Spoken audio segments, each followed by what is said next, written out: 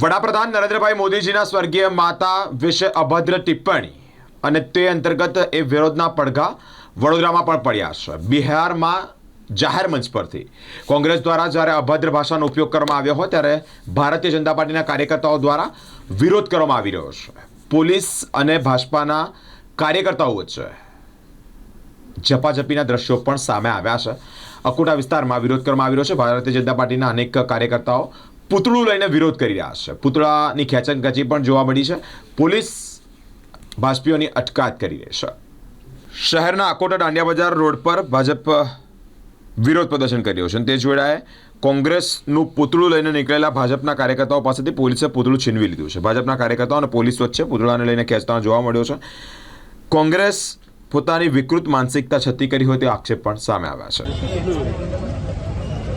લોકતંત્રની અંદર પક્ષ વિપક્ષ તમામને આરોપ પ્રત્યારોપની પોતપોતાની એક અધિકાર હોય છે, પરંતુ જ્યારે આપ કોઈ પણ ચૂંટણીની અંદર જીતી જાઓ તો એ ચૂંટણી પારદર્શક અને ચૂંટણીની અંદર હારી જાઓ એટલે એ ચૂંટણી તો કે વોટ ચોરી આ પ્રકારની માનસિકતાથી હવે જે એમનું ફ્રસ્ટ્રેશન બહાર આવ્યું છે અને તેઓ જે પ્રકારનું આખો એક ફેક પ્રોપોગેન્ડા વિદેશી હથકંડાનો ભોગ બની અને તેઓ ચલાવી રહ્યા છે, હું માનું છું કે આ ખૂબ જ સરસજનક કૃત્ય છે।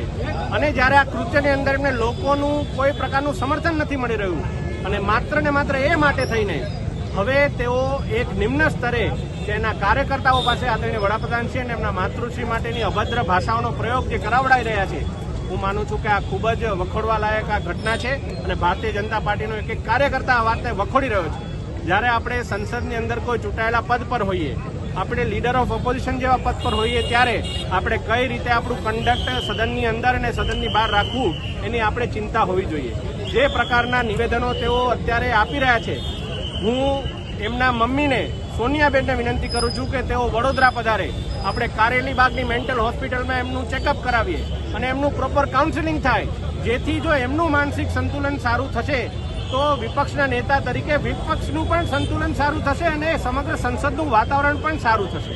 ત્યારે આ દેશ હિતમાં એમનું માનસિક જે સ્વાસ્થ્ય છે એમનું ચેકઅપ કરાવવાની જરૂર છે। સોનિયાબેન અહીં આવે, કારેલીબાગ હોસ્પિટલમાં ખૂબ સારી વ્યવસ્થા છે, ગુજરાત સરકારની આ હોસ્પિટલ દ્વારા એમનું ચેકઅપ પણ થશે અને એમની માનસિક સ્થિતિ પણ સુધરશે એવું ભગવાન શનિદેવના ચરણોમાં પ્રાર્થના કરું છું। બિહારમાં આરજેડી અને કોંગ્રેસના ઇન્ડિયા અલાઉન્સના મંચ પરથી આદરણીય વડાપ્રધાન નરેન્દ્ર મોદી સાહેબ એમના સ્વર્ગસ્થ માતૃશ્રી માટેના જે અપશબ્દોનો ઉલ્લેખ થયો છે એને અમે સખત શબ્દોમાં વખોડી કાઢીએ છીએ, ઘોર નિંદા કરીએ છીએ। આ કોંગ્રેસની માનસિકતા વર્ષોથી આવી રહી છે અને જે પ્રકારના સ્ટેટમેન્ટ કોંગ્રેસના નેતા દ્વારા આ જાહેર મંચ પરથી કરવામાં આવ્યા છે એને સખત શબ્દોમાં વખોડી કાઢવા વિરોધ કરવા માટે આજે એકત્રિત થયા છે। કોંગ્રેસની આવી વર્ષોથી માનસિકતા રહી છે। પહેલા પણ એમના માતૃશ્રી આવા અનેક પ્રકારના ખોટા શબ્દો અપશબ્દો આપણા આદરણીય વડાપ્રધાન નરેન્દ્રભાઈ માટે ઉપયોગ કરી ચૂક્યા છે। એમની માનસિકતા એ આવા બધા શબ્દોથી અપશબ્દોથી છતી થાય છે। રાહુલ ગાંધીની યાત્રામાં એક વ્યક્તિ દ્વારા, કોંગ્રેસના નેતા દ્વારા દેશના વડાપ્રધાનના જે મૃત્યુ પામી ગયેલા માતાજી જે દેવલોક પધારી ગયા છે એમની માટે ગાળ બોલ્યા છે અને એ ક્યારેય સાખી ના લેવાય। રાહુલ ગાંધીની માનસિકતા, રાહુલ ગાંધી પોતે પ્રધાનમંત્રીને તુકારીને બોલે છે અને એ લોકોને ઉશ્કેરી રહ્યા છે કે લોકો પણ એ જ રીતનું વર્તન કરે અને દેશના વડાપ્રધાનનું જે અપમાન કર્યું છે એ દેશની પ્રજા સાખી નહીં લે। આવનારા સમયમાં બિહારના ઇલેક્શનમાં પણ એમને જડબાતોડ જવાબ જનતા આપવાની છે, પણ આ જે રીતનું એમને ષડયંત્ર રચી રહ્યા છે દેશના વડાપ્રધાનની સામે, એની સામે પણ સખત પગલાં લેવામાં આવે।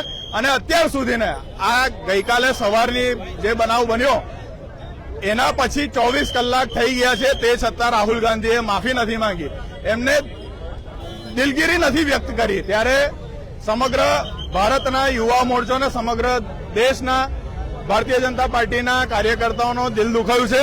આવનારા સમયમાં કોંગ્રેસને તેમને જે વાત કરે છે, જે ભાષામાં વાત કરે છે એ જ ભાષામાં જવાબ ભારતીય જનતા પાર્ટી આપશે। પ્રકારના નિવેદનો ક્યારેય વ્યક્તિગત વાતચીતમાં કોઈ નથી કરતું। આપણે ત્યાં વાણી અને શબ્દ માટે એવું કહેવાય છે કે શબ્દ એ બ્રહ્મ છે એ શબ્દ હંમેશા જીવિત રહેતો હોય છે. એવા સમયે જાહેર મંચ પરથી, કોંગ્રેસના મંચ પરથી માનનીય પ્રધાનમંત્રી મોદી સાહેબના માતાજી માટેના જે ઉચ્ચારણો થયા, આ ભદ્ર ઉચ્ચારણોની સમગ્ર દેશમાં ટીકા થઈ રહી છે, ત્યારે એ કોંગ્રેસના યુવરાજ, એ કોંગ્રેસ પાર્ટી લાજવાને બદલે ગાજવાનું કામ કરી રહી છે.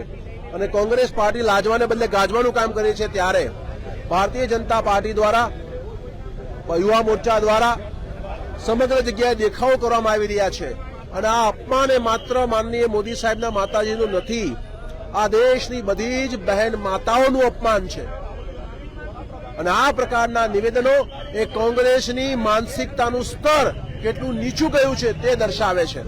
અને એટલા માટે સમગ્ર દેશમાંથી માંગ ઉઠી છે કે રાહુલ ગાંધી જાહેર મંચ પરથી માનનીય પ્રધાનમંત્રી મોદી સાહેબનું અને સ્વર્ગીય એમની માતાજીનું માફી માંગે, દેશની માતા બહેનોની માફી માંગે. અને એટલા જ માટે આ દેખાવાનો કાર્યક્રમનું આયોજન કરવામાં આવ્યું છે. દરભંગા ખાતે ઇન્ડી ગઠબંધનની જે યાત્રા હતી એમાં આદરણીય મોદી સાહેબ માટે જે પ્રકારના શબ્દો બોલાયા છે, ભારતીય જનતા પાર્ટી વડોદરા મહાનગર એનું ખંડન કરે છે, એને વખોડે છે.